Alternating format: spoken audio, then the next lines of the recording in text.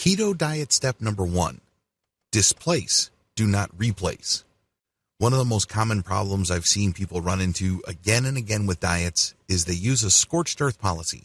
For example, if somebody is loading up on starch, they basically replace all the meat and all the eggs and fatty food they have been eating with just starch. They have this black and white, either or, all or nothing mindset. Now, you may be thinking that this is a good thing. You may be thinking that this indicates commitment and a firm decision to make a change. That might be true.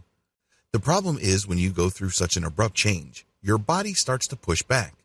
At first, it's not all that noticeable. But eventually, your mind and your body start pulling you back to your old eating habits. You have to understand that we're all creatures of habit. We've grown accustomed to certain things. We adopt certain lifestyles because they meet our needs at a very deep level. Your weight and your eating patterns are reflections of your personal habits. As you probably already know, changing habits is not very easy. It's definitely not something that you take on lightly. It is no surprise, given this background, that a lot of people who just abruptly change their diets end up going back to their old eating patterns. All that weight that they've lost initially in the early stages of the diet come back. Worse yet, people get heavier. They end up in a worse place. This is due to the fact that they triggered their system for a serious backlash later on. Just because it didn't happen when you switched over to your new diet doesn't mean it's not going to happen. It's like trapping heat in a volcano. It's only a matter of time until that volcano blows its top. This is exactly what happens to a lot of people switching from one lifestyle to another and one diet to another. It doesn't matter whether you've adopted the paleo diet, the South Beach diet, the Atkins diet, or any other kind of weight loss program. Eventually, you go back to your old eating habits. The number one reason why people cannot sustain their new diet. Why do people end up where they begin? The most common problem with diets is that people choose to replace instead of blending in new ingredients. For example, if you used to eat a lot of rice, mashed potatoes, white bread, pasta, and other starchy staples, you probably would want to clean out your pantry once you switch over to a paleo or other high-fat, low-carb diet. This is a common tendency with a lot of people adopting new diets. They simply just want to turn their back on their old eating patterns because they can see the benefits the new diet brings to the table. They've seen before and after pictures of people losing a ridiculous amount of weight. They can see how good people look after shedding all that fat. They can't wait to just stop what they're eating and eat new food. I understand why people are excited. I was excited too. But after seeing myself in worse shape after my diet than when I began, it dawned on me. I began to realize that the reason why I keep coming back to where I started is because I sought to replace all my food choices.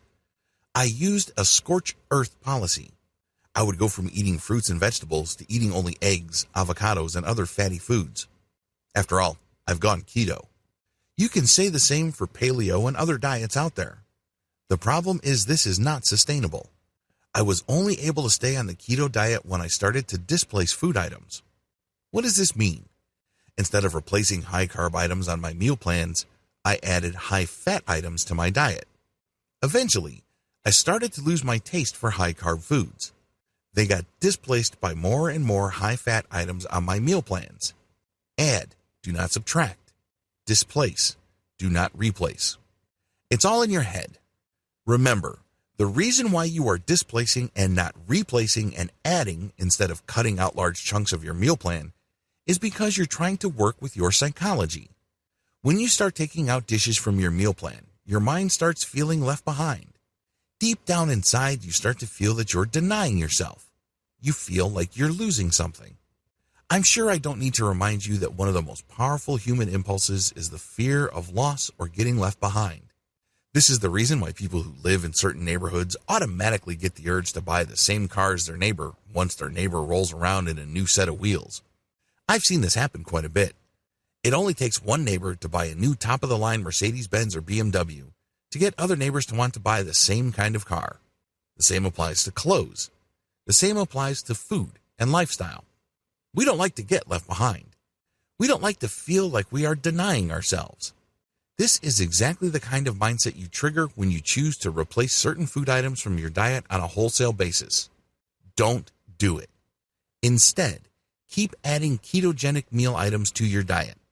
Eventually, you will reach a point where your taste buds have switched over to a fat preference, You're no longer craving sweets. You no longer feel like you can't go a day without carbohydrates. That's when these carb items start dropping from your meal plan. However, it has to take place gradually. You can't force it. Focus more on ketogenic meals. As you get used to eating keto-friendly meals, your taste buds begin to change. At first, it may seem like it may be hard going for you. After all, who can eat eggs day after day? If you're like most Americans, you probably don't really have much of a craving for avocado on a daily basis. Eventually, it becomes routine to you, and you start craving more ketogenic items and start forgetting about your old sweet tooth. Still, you have to do this gradually. You can't shock your system. The moment you shock your system, be prepared for the backlash because your body is sure to put up a fight. It may not do it immediately, but eventually it will undermine you. Eventually, it will get the upper hand. Before you know it, you're back to eating what you used to eat before you adopted your keto diet.